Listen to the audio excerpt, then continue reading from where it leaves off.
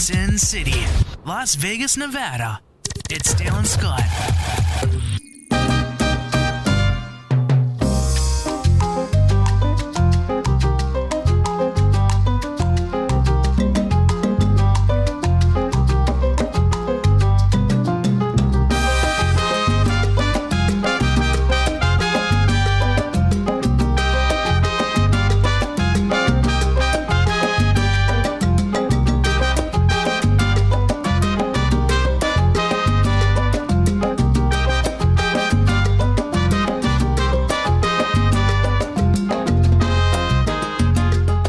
You want to dance?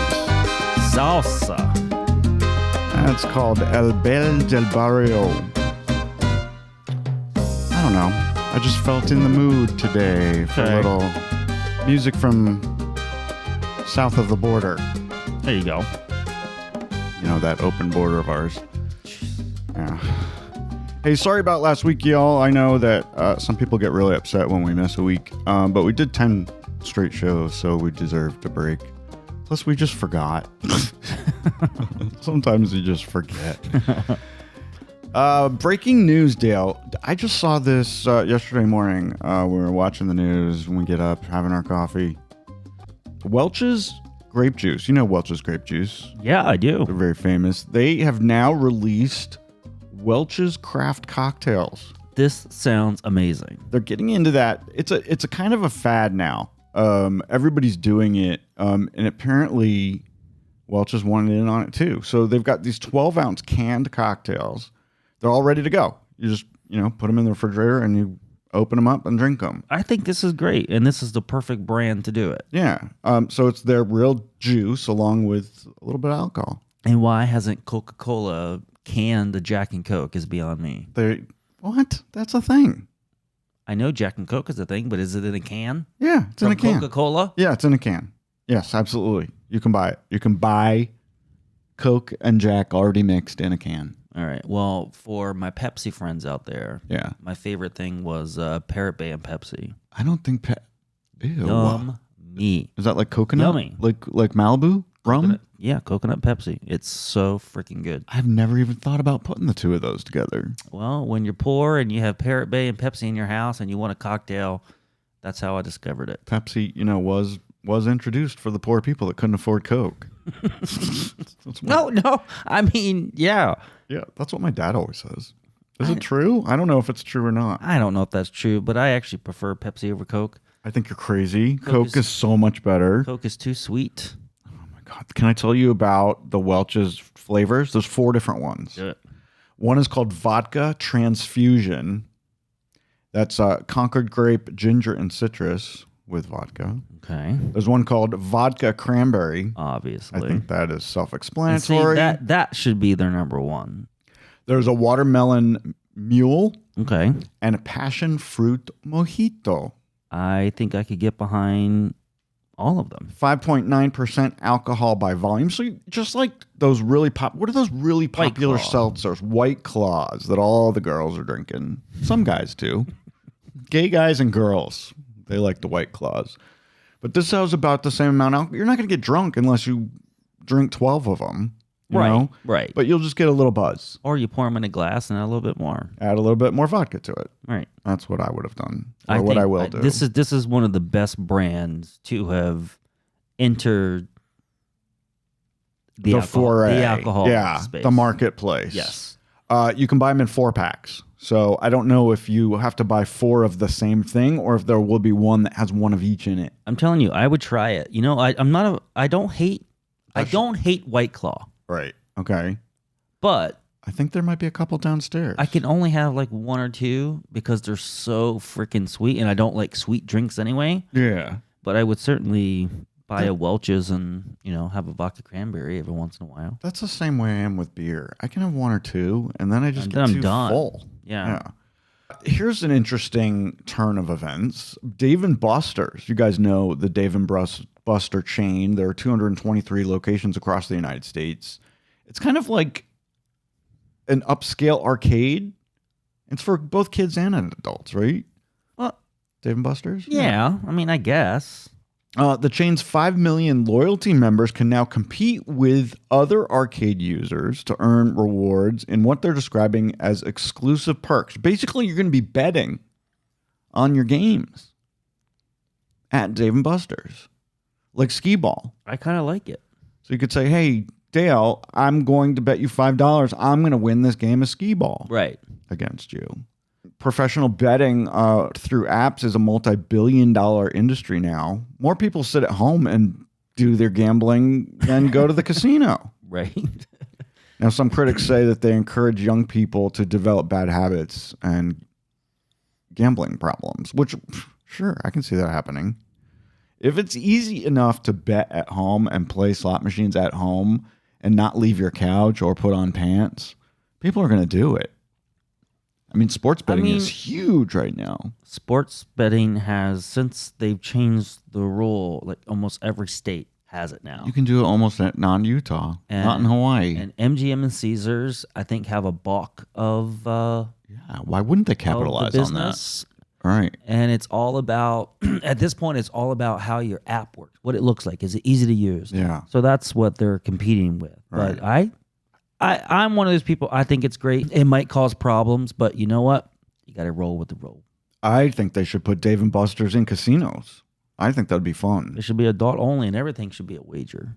All of Vegas should be adult only. Yeah. How many times do I have to say that? If I'm Dave & Buster's and, if I'm with a group of friends, I don't know exactly how this works, but if you have to use the app to do it, that's fine. And maybe you connect to a game via QR code or whatever, and say I'm with 3 other buddies, right? And we want to make a wager on this game. Dave & Buster's can take 25 cents or 50 cents, per bet from each customer. They're not making a lot, but they could certainly make some money. It add up. Yeah. Do we have Dave & Buster's here in Vegas? There must be. Maybe. There must be. I don't know. Hey, the last time we talked to you, we were telling you about Carnival Cruise Line and the mother who had an autistic child and tried to get them to take all the dryers out of all the public bathrooms. Here's another one. Carnival Cruise has the Celebration Cruise on their new ship Celebration coming out soon. They're going to have 40 special travelers traveling with them, and they all have 4 legs. These are seeing eye dogs that will be accompanying 40 blind passengers on this upcoming cruise. Wow. They were very excited about it, and they announced it. However, there's always someone out there. Her name is probably Karen. She's an irate passenger also booked on that upcoming cruise. Oh, no, the inhumanity. And she demanded that the dogs be banned because her son is allergic to dogs. She said, I'm disgusted. This is terribly unfair. 50% of people are allergic to dogs. Well, I want to know where she gets her stats. Even if you do not allow them to bring the dogs to dinner, the owners will still smell like dog. That's what she said. The truth if is, you're telling me that your child can get an allergic reaction to just the smell of a dog on a person's clothes, then that child should not be going out in public at all. That's exactly the case. Well, she was wrong about 50% of people being allergic to dogs. It's nowhere near that. It's more like 10%. And most people wouldn't drop dead if they were near a dog. No, most are just a sneeze. They just might get sniffly. And a Zyrtec will help you. She wants a full refund or move to a different cruise if they decide not to ban the dogs. And of course, they're not going to because ADA laws require them to accommodate blind passengers and their seeing eye dogs. Right. I'd give her a full refund and ask her to never travel with us again. That's exactly what I would do. The truth is that the dogs and their blind owners only make up about 1% of the 5,300 passengers that can fit on the Celebration. So it's kind of ridiculous. Oh. They're also going to set up special dog relief areas, which will be constantly cleaned by staff members. And service dogs are permitted everywhere by ADA laws. Emotional support animals are not. Good. And they're not allowed on Carnival. Good. Because it's not required by law for people to accommodate that ridiculousness. Last thing we need is someone to bring their emotional support peacock on the fucking cruise. Freaking cruise. And then it gets swiped out to sea by a gust of wind. I don't think peacocks can swim. I don't know. If you guys are good, this is crazy news. Disney World's Grand Floridian Resort and Spa, they have a restaurant there called the Victoria and Albert. It's been there since 1988, and the chef there is Scott Hunnell. He's been there for 25 years. This is the first restaurant in the entire world at a theme park that has been awarded a Michelin star. Oh, wow. The restaurant also has the AAA's 5 Diamond Award and Forbes 5-star rating. They also won some kind of excellence awards from Wine Spectator magazine. I had no idea they had such a fancy restaurant at Disney World. I thought I knew they had some, but maybe not to this caliber. Their Prixie Fixie meal. I like saying it that way because I don't know how to say it the right way. Prix is I like Prixie Fixie. That's what I it's usually say. $375 per person with an optional wine pairing that starts at $210 per person. So, also, it's semi-formal or formal. How many people bring formal wear to ride Space Mountain? That's what I'd like to know. Yeah, I know. If you're going on vacation to Disney World, how likely are you to eat in this restaurant? I don't get it. The average person certainly isn't. Weird adults that go. The Disney freaks, as we call them. Yeah, they're weird. We have some listeners who are Disney freaks. Well, they're weird people. Well, we love them, though. They have an affliction. Looking at you, Melissa. You also, if you do book a reservation at Victoria and Albert and you don't cancel your reservation with 5 days notice, you get charged $100 per person on your credit card. You know, this is becoming more popular, and I don't know if I told you, but the last time that we had a reservation at Strip Steak, you are now required to put in your credit card. Yeah, because it's not 5 days, though. It's certainly less hours. than that. It might be 24 hours or even 4 hours for all I know. But you need to let them know. And I believe it's $50 a person. I think you need to let them know. I mean, they plan very well in advance. And I mean, these are very busy restaurants who are setting aside a space and time for you. And so if you, I get it. And they're only doing this because it's been a problem, right? Right. I mean, Red Lobster doesn't do that, but a restaurant like Strip Steak Does Red Lobster even take reservations? I don't think they do. I don't know. They just closed 50 restaurants this week. Yeah, I know. Yeah, they're not doing well. Red Lobster might be a thing of the past soon. All right, so this section of the show is called the What the Fuck Files. Just some crazy stories, guys. The things that came out this week. Judge Judy is flipping the table. You know, she's usually presiding over silly cases in her courtroom on TV, right? Right. But now she's suing the National Enquirer and In Touch Weekly magazine for a story that ran in both publications, stating that she was trying to help the Menendez brothers get a retrial for the 1989 murders of their parents. She has nothing to do with this, she says. I've never had anything to do with the case. It's a completely fabricated story, and it's going to cost you. National Enquirer. Do it. Yeah. These two publications are just trash publications. They really are. And they just make shit up. Right. Make shit up. And she's had it. She's throwing the book at them. She'll probably win, too, because, I mean, I don't know how this hurts her reputation that she might want to help the Menendez brothers, who, I don't know. You know, I've read the story many times over the years, and I've watched the documentaries and the movies and stuff, and they supposedly were fucked up by their father, but that's no reason to shoot him in the head with a shotgun. I actually think for this one case, there's some plausible reasons why you could take a certain side when it comes to the Menendez brothers. Yeah. But who knows? Murder's not a solution to whatever your problem is. Murder is never a solution. Might be. Well, unless it's revenge. I guess that I haven't heard the word Menendez brothers in a long frickin' time. They were in were they in the second Ghostbusters movie? What do you mean? Yeah. Were they? Yeah, their ghosts were. They were mentioned. Oh, well, they're not dead. I know that, but they were dead in the Ghostbusters, I believe. That doesn't sound right to me, but I swear I believe you. I'm going to look it up. Oh, we did just watch the Ghostbusters Frozen Empire. That was pretty good. It was a fun I'll have to look it up. movie. I believe they were like in electric chairs, like they played the part that they were electrocuted. I don't know. I'll have to look it up to make sure. I think you need to go back and fact check that one. How come we don't have a fact checker on this show? Las Vegas Whale is offering a $1 million award reward for information about his alleged drugging at the MGM Grand. This is a crazy ass story. It's super crazy. So there's this Southern California real estate developer. His name is Dwight Manley. He bought 14 billboards all over the Las Vegas Valley to promote this reward. He's also sued MGM, and they have countersued him because he owes them a lot of money. So apparently he's been playing there for like 30 years. Yeah. They know him. He's been a very good customer of theirs. But he believes that on December 10th, 2021, someone put ketamine in his Manhattan cocktail at the MGM Grand Mansion bar, causing him to gamble and lose millions of dollars.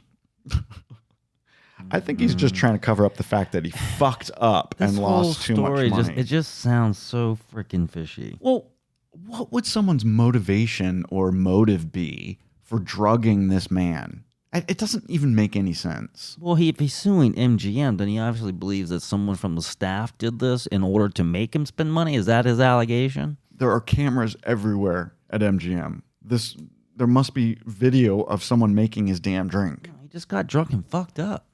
His girlfriends and a few friends were with him. He said he got wasted on one drink, and they eventually had to help him back to his suite and lock him in so he wouldn't gamble anymore. The original reward that Dwight Manley put up was $500,000, but now he's doubled it to $1 million, and he's hired a Las Vegas-based private detective to help him figure this whole thing out. I don't think the man was drugged. I think he got drunk. He spent too much money. We've done that, and we've never claimed anyone drugged us. Oh, hell yeah. If it was that easy. It was our own damn fault. We don't have no $1 million to give a reward, though. No. Now, this is crazy, and this is happening a lot in New York City, and this is why my mom doesn't think that we should go there. Actor Steve Buscemi, you guys know him from Boardwalk Empire, and was he in Fargo, I think? And he was in Sopranos. He's been in a million things. You guys would recognize him the minute you saw him. He was punched in the face in a random attack in Midtown New York. I think it was last week. The man fled, has not been caught. They don't know who the hell he is. Buscemi had swelling, bruising, and bleeding from his left eye. But apparently he's doing okay now. Yeah, and I just now see that you have it here. This is shit. It's just randomly. It's a thing in New York City. It's a thing in New York City. Randomly happens. Yeah. But here's the weirder thing. Buscemi's Boardwalk Empire co-star, Michael Strauberg, was also attacked in New York City in Central Park on March 31st. But Strauberg gave chase and tackled him and held him down until the police got him. Yeah. It's just random attacks. These people these unhinged, mentally unstable people are just walking around New York City punching people in the face. Apparently it happened to Bethany Frankel, the reality star, and Skinny Bitch, or what is it called? Not Skinny Bitch.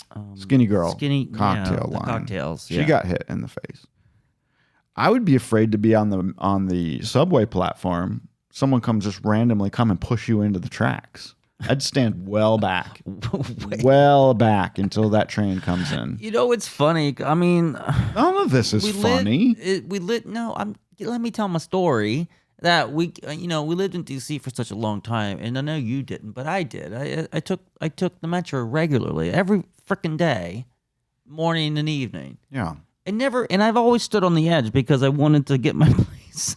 Yeah, you want to be in first line, on. and I wanted to try to get a seat. And never, ever did I think that someone from behind would push me.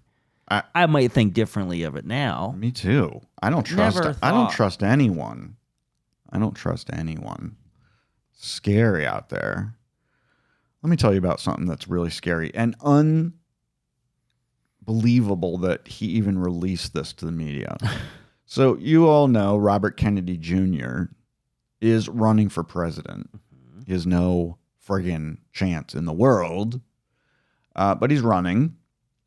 He announced last week that doctors found a dead worm in his brain. Supposedly, it's been there for decades. And at some point in the 90s, it was alive and ate part of his brain. He blamed the worm on neurological and other health problems he had in the 90s that he says he is now fully recovered from. So that story alone is bonkers and ridiculous, and I don't know why in the middle of his presidential campaign, he'd release that information. He's trying to get sympathy. I don't know, but it's Could it be true?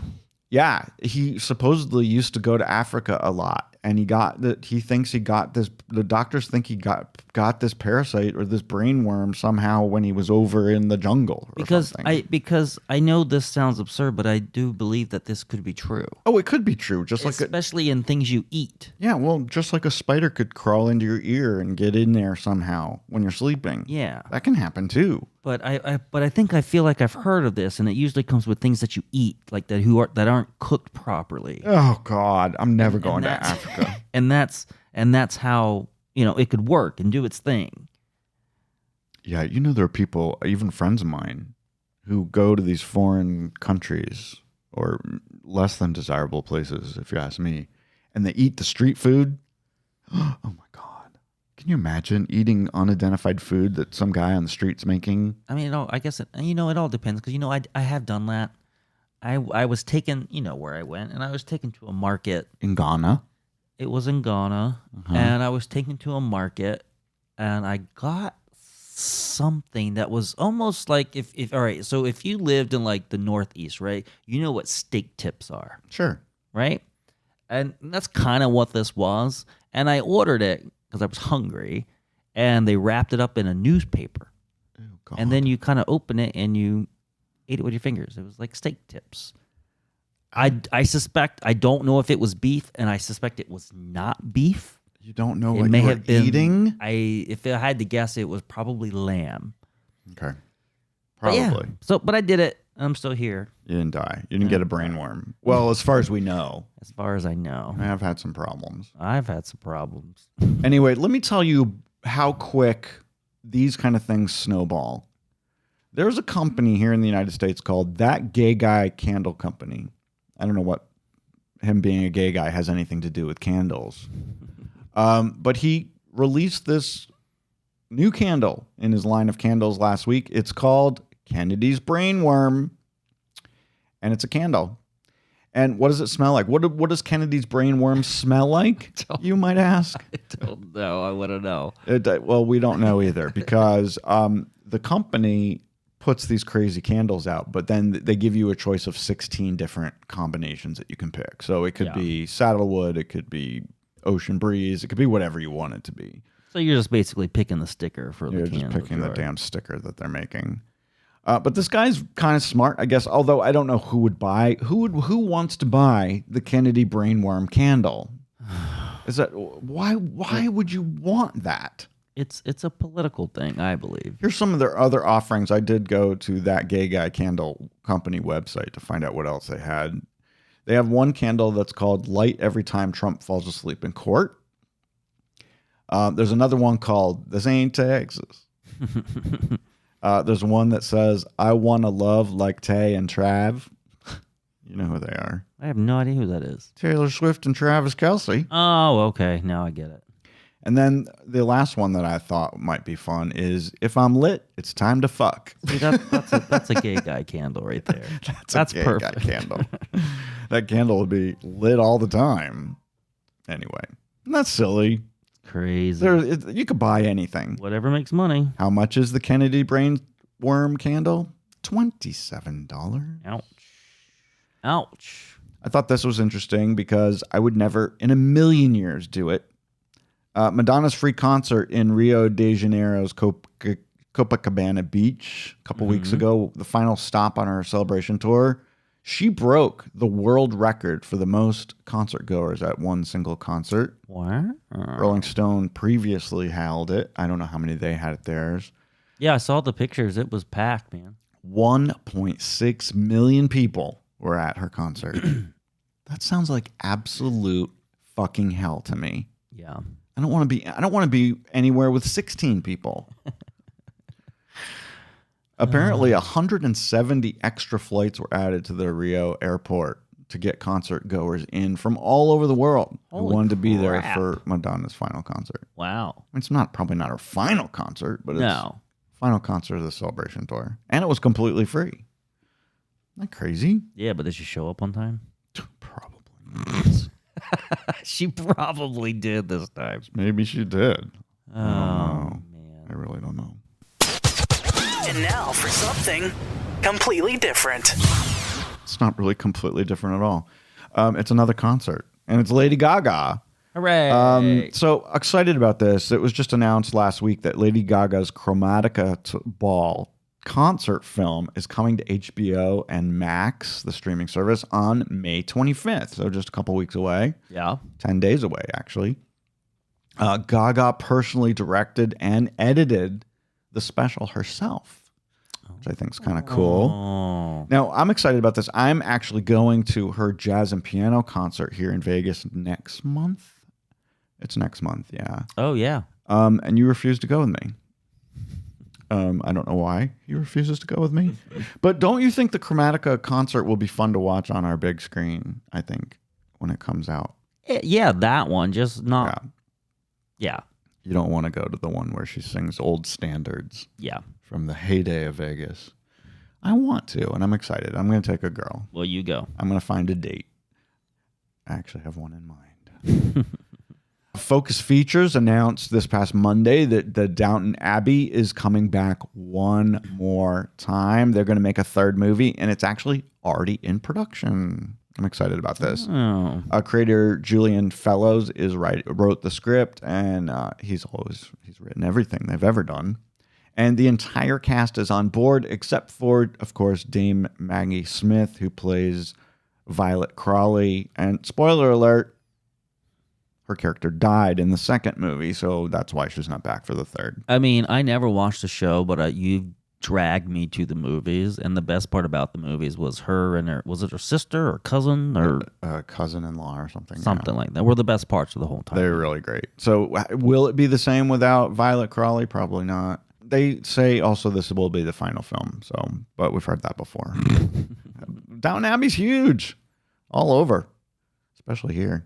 Talk about reboots. A primetime Hollywood Squares is coming to CBS starting in January. So pissed about this. And Drew Barrymore is going to be the center square. Boo. No word on who's going to host it yet, but don't even think about it, Seacrest. You have enough jobs. It's going to fail. It's going to fail. It's one of those mid-season replacements, you know. They'll put it on for 8 weeks and then Hollywood you'll never see it Squares again. was so great, and there's an opportunity for a streamer or for Showtime or HBO to get a hold of this. Drew Barrymore in the center square fails on CBS Prime. It fails already. I love Drew Barrymore to death, but she's not a comedian. No, it's going to fail. So back in the heyday when it was first on in the 70s and stuff, they had Paul Lynde would be in the center square. He was great. They rebooted it about, 10 or 15 years ago. Bring And Bruce Valanche back, for God's sakes. he's funny. He's really funny. Yeah, they've wasted money on this. They had Whoopi Goldberg in the center square for a while in the 80s or 90s.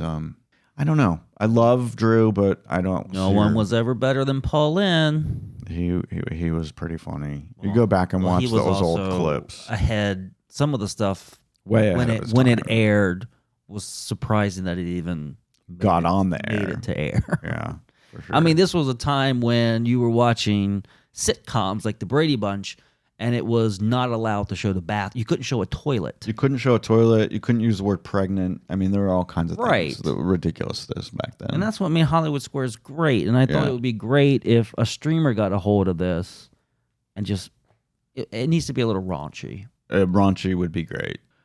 Dog lovers Chrissy Teigen and John Legend are launching a new pet food brand. It's called Kismet Pets. Includes premium foods, lifestyle goods, and an online content for families who love dogs. I kind of like this. Nice. They worked with board-certified vet nutritionians and veterinarians to formulate the food using all natural ingredients like salmon, chicken, barley, and brown rice. Nice. I love both of them, and I think they can do no wrong. I've just always really, really liked them.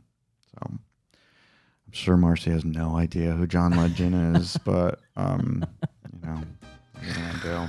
Oh. Speaking of Marcy, she told me this piece of information. So I actually find this kind of stuff very interesting. So it's going to be our one more thing for the week. Why when you go to your laundry room to get your clothes out of the dryer, how come your underwear is always inside out?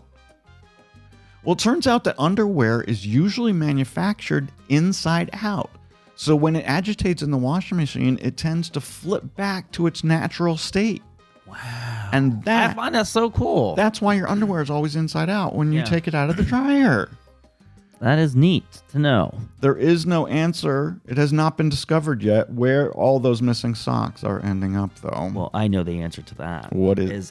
There is a scheme Yeah. between those manufacturers of those socks and the people who make dryers. All right. And I swear, if you take your dryer apart, You'll find 85 socks. You will find the fucking socks.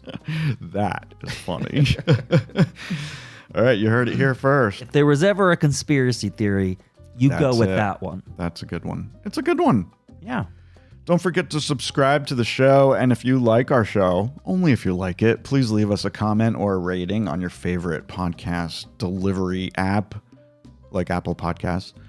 You can also email us anytime. If you want to talk back to us, you can just email talkback@swishedition.com.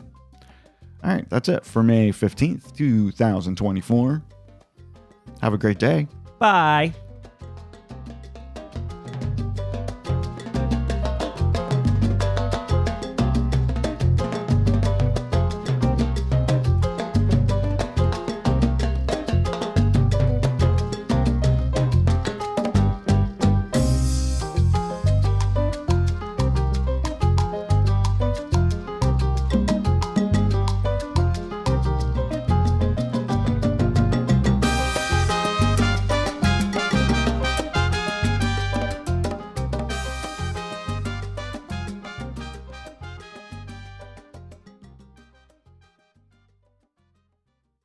I think I could get behind all of them.